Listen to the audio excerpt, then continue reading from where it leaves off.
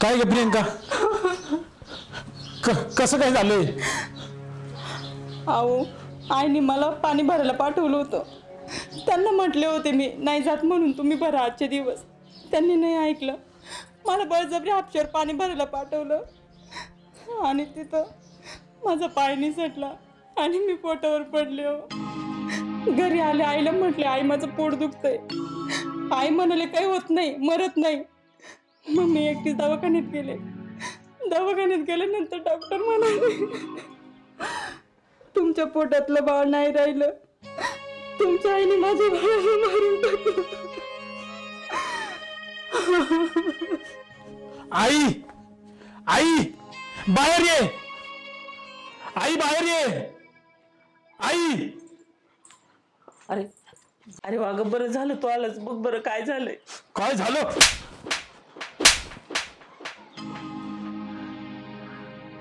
अगं आजपर्यंत तुला मी देवासारखं देव समजत आलो, पण तू अवदसा निघालीस, अवदसा. आजपर्यंत तू तिला नको ते बोललीस, मला नको नको ते त्रास दिला तू. आम्ही सगळं सहन केलं, पण तू आज आमच्या पोटच्या पोरला जन्माला येणे आधीच मारलं. अरे पण ऐकून तर. अरे काही बोलू नको तू.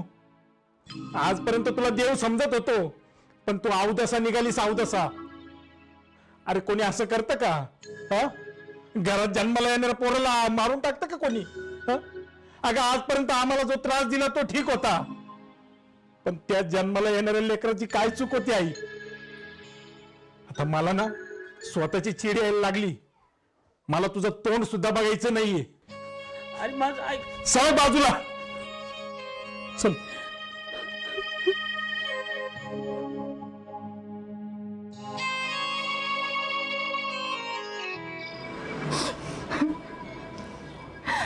तुमच्या आईला आपलं सुख नाही बघवलं. अहो त्यांच्यासाठी मी काही नाही केलं. त्यांना आईसारखं जीव लावला. त्यांना काय हवं नाही ते सगळं बघितलं, पण आई असे का वागल्या आपल्यासोबत? कसं जगू मी, सांगा बरं तुम्हीच. काय काय स्वप्न नव्हते बघितले मी. आता तुम्हीच सांगा बरं, कसं जगू मी? आता ना आईचं जास्तच झालंय. एवढे दिवस वाटत होतं आई चांगली, आई चांगली, पण ढोंग करत होती ती चांगला असल्याची. माझ्या पोराला मारलं तिने. अरे तिच्यापेक्षा एखादी अवदसा बरी, पण आता नाही. आता मी आहे ना, मी तिला आता एखाद दिवस चांगला चान्स पाहून ना घराच्या बाहेर लाता घालून हाकलून देईल. आता लय डोक्याच्या वर पाणी गेलंय. कुठून कोणतं पाप केलं होतं मी काय माहिती, तिच्या पोटी जन्माला आलो. पण नाही, आता लय झालं तिचं. तू काळजी करू नको, मी तिला घराच्या बाहेर काढल्याशिवाय राहणार नाही.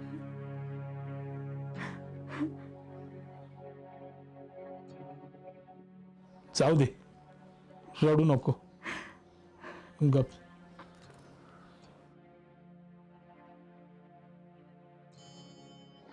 चल नाही घे ना तेवढं काम करून. सांगितल्याशिवाय काहीच करत नाही. नुसती खाती नाही तर तिथं बसती 2 टायमाचं.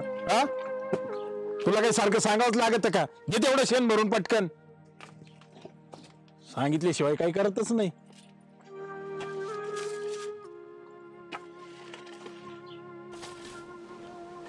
अगं कर ना जरा व्यवस्थित कर ना. काय हातात जोरबीर आहे का नाही तुझ्या? ताकद बिकत आहे का नाही? वाढ ना जरा व्यवस्थित. सगळं आवरून घे. आणि त्याला चारा बिरा टाक जरा व्यवस्थित. चाल ग तू, तेवढा ज्यूस पिऊन घे. येईल ती आवरून तिचं तिचं.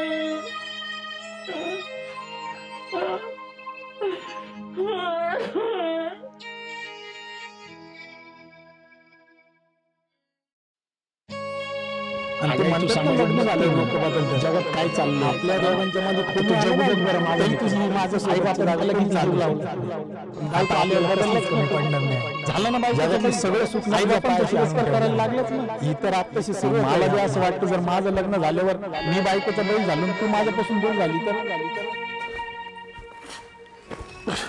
अहो आई, अगं बंद कर ना ते. घरात घुसलं नाही का लगेच आई आई आई. तुझं काय आई पुरण चालू राहतं ग.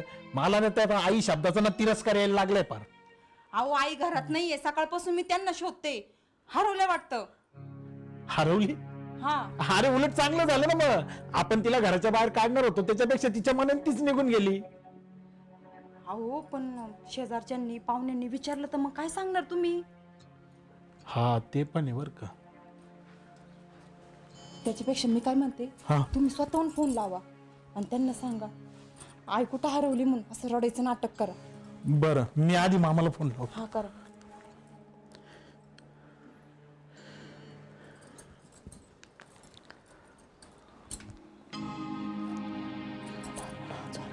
हॅलो मामा, आई गेली. अहो तशी नाही, हरवली आई. हा सगळीकडे शोधून झालं सकाळपासून. पाणी सुद्धा पिलं नाही मामा. हा कंप्लेंट पण देऊन आले मामा. सगळीकडे सगळं गाव पालचं घालून झालं. हा मामा तुम्ही पण शोधा. मी सगळीकडे शोधतोय मामा. मला सांगा मामा, तुम्ही पण शोधा आईला लवकर. हा काही कळलं तर सांगतो मामा, काही कळलं तर सांगतो. ठेवतो.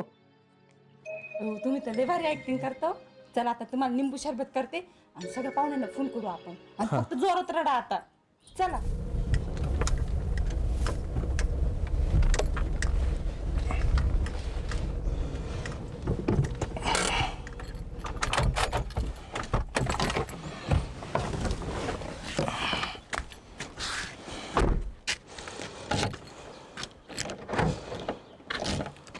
संदीप, संदीप आहे ना? संदीप.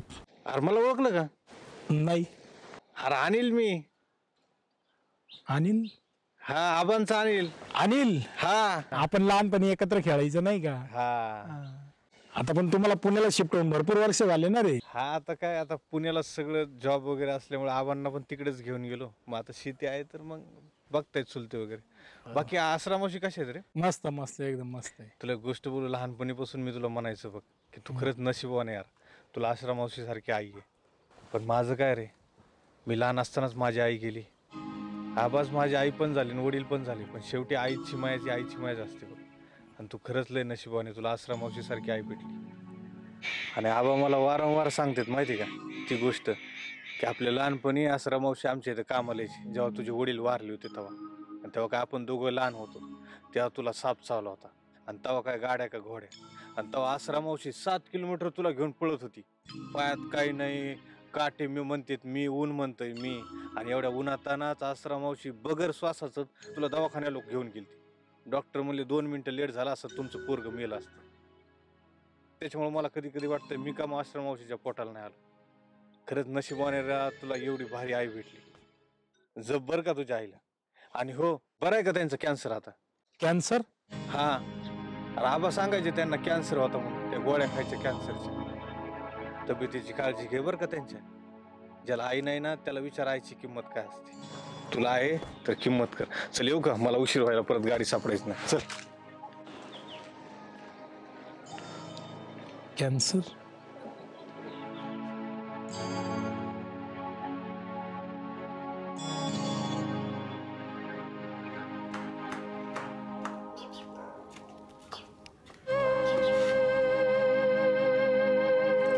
आई, कसल्या गोळ्या खाल्ली तू? आणि माझं थोडं डोकं दुखतं ना, त्याच्यामुळे गोळ्या. अगं मग डोकंदुखीसाठी एवढं कोणी गोळ्या खातं का? अरे नाही ह्या जुन्या गोळ्या. मी तुला मागच्या 8 दिवसापूर्वी पण विचारलं होतं बरं का एवढं गोळ्या कसलं खाती. आता आपल्याला कसलीच कमी पडणार नाही. जगातलं सगळं सुख ना तुझ्या पायाशी आणून ठेवणार आहे. अरे आबा सांगायचे त्यांना कॅन्सर होता म्हणून, त्या गोळ्या खायच्या कॅन्सरचे. मग मला बी असं वाटतं जर माझं लग्न झाल्यावर मी बायकोचं बैल झालो तू माझ्यापासून बैल झाली तर लग्न झाल्यानंतर पोरं कसे बदलते. अगं बायकोचे बैल होते, ज्या आईने लहानचं मोठं केलं एवढं जीव लावलं ना तिचा तिरस्कार करायला लागतात सगळे. त्याच्यामुळे मला घरात कोणाला आणायचं नाही, मला तुझ्यापासून लांब पण जायचं नाही. आणि ते म्हणतात ना लग्न झाल्यावर लोक बदलतात. आपल्या दोघांच्या मध्ये कोणी आलं नाही तरी तुझी ही माझ्यासोबतची जागा कोणी चालू शकत नाही.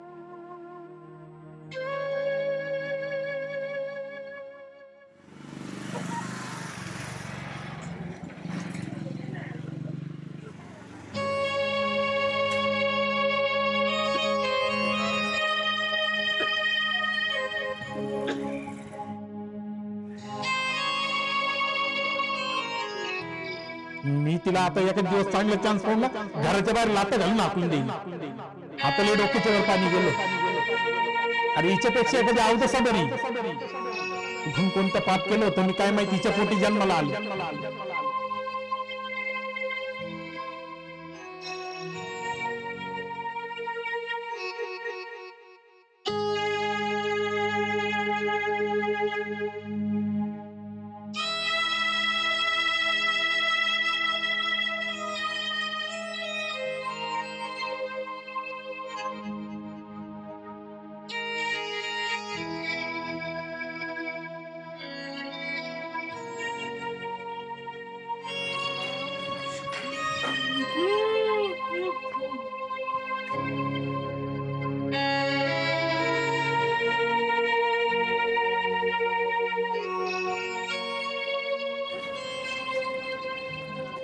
आता आपल्याला कसलीच कमी पडणार नाही.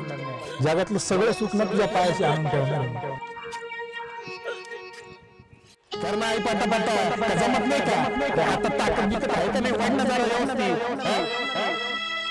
आणि ते म्हणतात ना लग्न झाल्यावर लोक बदलतात. आपल्या दोघांच्या मध्ये कोणी आलं नाही तरी तुझी ही माझ्यासोबतची जागा कोणी चालू शकत नाही. बघ ना मम्मी, आज मी किती आनंदात आहे फक्त आणि फक्त तुझ्यामुळे. याचं सगळं क्रेडिट तुला जातं. आणि एवढ्या मोठ्या घराची महाराणी मी एकटीच. किती मूर्ख लोक आहेत नाहीये. नाही तर काय, प्रेग्नेंट होण्याचं नाटक केलं आणि मग मिसकॅरेजचं नाटक केलं. एवढंच नाही मम्मी, यांनी तर माझ्या समोर आहे ना आईला कानाखाली मारली. म्हणजे आपण त्यांच्या मनात किती विष कालवलं ना मायलेकांमध्ये. खरंच आई तू किती हुशार आहे ना, माझ्यासाठी तू काय काय नाही केलं बघ. प्रियंकाची मम्मी म्हणते मला केलं का नाही या घरची राणी तुला. अरे बाई, मम्मी तुझं. अहो, तुम्ही अगं माझ्या घरची लक्ष्मी समजत होतो मी तुला, पण तू खरी अवदसा निघालीस. अगं लहानपणी माझा बाप गेल्यापासून माझ्या आईनेच माझा बाप बनून मला लहानचं मोठं केलं, माझं शिक्षण पूर्ण केलं. तिच्यामुळे आजपर्यंत मी इथपर्यंत पोहोचलो.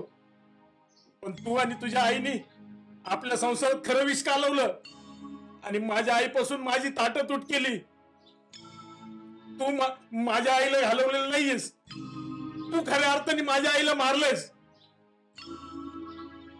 खरी अवदसा निघालीस तू. अरे तुमच्या दोघींच्या नादी लागून तुमच्या नाटकातला खरा जोकर मी झालो. अरे मी तरी कसं माझ्या आईचं प्रेम विसरलो. अरे खरा मूर्ख तर मी निघालो. मी तुमच्या नादाला लागलो आणि माझ्या आईपासून दूर झालो. अरे काय नाही केलं माझ्या आईनं माझ्यासाठी. बापाची सावली दिली, बापाची कधी कमी जाणू नाही दिली मला. अरे मला लहानचं मोठं केलं माझ्यासाठी, नको तिचं सुख बाजूला ठेवलं. आणि तुमच्या दोघींमुळे मी ते सगळं विसरून गेलो. अरे काय चूक होती माझ्या आईची? काय मिळालं तुम्हाला माझ्या आईपासून मला दूर करून? सांगा ना. अरे एका लेकराला एका आईपासून दूर करून काय मिळालं तुम्हाला? अरे तिच्या जीवाला काय वाटत असेल? तिची चूक नसताना तिने एवढे सगळे आरोप सहन केले. अरे तुमच्या दोघींच्या नादाला लागून या हातांनी मी माझ्या आईला मारलंय. तुझ्या नादाला लागून मी माझ्या आईला मारलंय. अरे मी तिचा खरा गुन्हेगार आहे. अरे मी लहान असताना पासून माझ्या आईने तिचा कॅन्सर लपवून ठेवला, मला कळू दिलं नाही. अरे तिचा कॅन्सर बाजूला ठेवून तिने मला लहानचं मोठं केलं. माझ्या आईला कॅन्सर होता, कॅन्सर. पण या सगळ्यात खरा गुन्हेगार तुम्ही दोघी. मी तुझी पोलीस कंप्लेंट करेल आता आणि तुम्हाला दोघींना पण जेलमध्ये टाकणार आहे मी. हो, जेलच्या धमक्या कोणाला देता? तुमच्यावर जर नाही उलट्या पुलट्या केस टाकले, जर नाही आयुष्यभरासाठी खडे फोडायला पाठवले ना, तर नावची प्रियंकाची मम्मी नाही. कमी आवाज करायचा, मग बोलायचं माझ्याशी. अगं बस कर आई, बस कर आता. अगं किती करशील ग? आज तुझ्यामुळं माझ्या सुखी संसारालाच मी वाटोळं केलं, फक्त तुझ्यामुळं. एवढ्या आईसारखी जीव लावणारी सासू, एवढा चांगला नवरा, तुझ्या ऐकण्यावर मी हे सगळं केलं. माझ्या आईला कॅन्सर आहे आज कळलं मला. तुझं नसतं ऐकलं नाही, आज सुखी संसार असता माझा. अगं मला लाज वाटायला लागली, मी तुझ्या पोटातून जन्म घेतला आहे. आज कळालं मला मुलींचे घर बरबाद का होतात, त्यांच्या घरात फक्त तुझ्यासारखी आई असती म्हणून. अगं किती करशील अजून? तुला थोडीशी पण लाज वाटत नाही का ग? अगं सगळं माझं घर बरबाद झालं. पाया पडते मी तुमच्या. खरंच चुकले हो, खूप मोठी चुकी झाली माझ्याकडून. अगं आपल्या आईला आपली गरज असेल, आपण तिला शोधायला गेलं पाहिजे. हा चला, कुठे गेली असेल ती? चला आपण तिला शोधायला जाऊ. चला.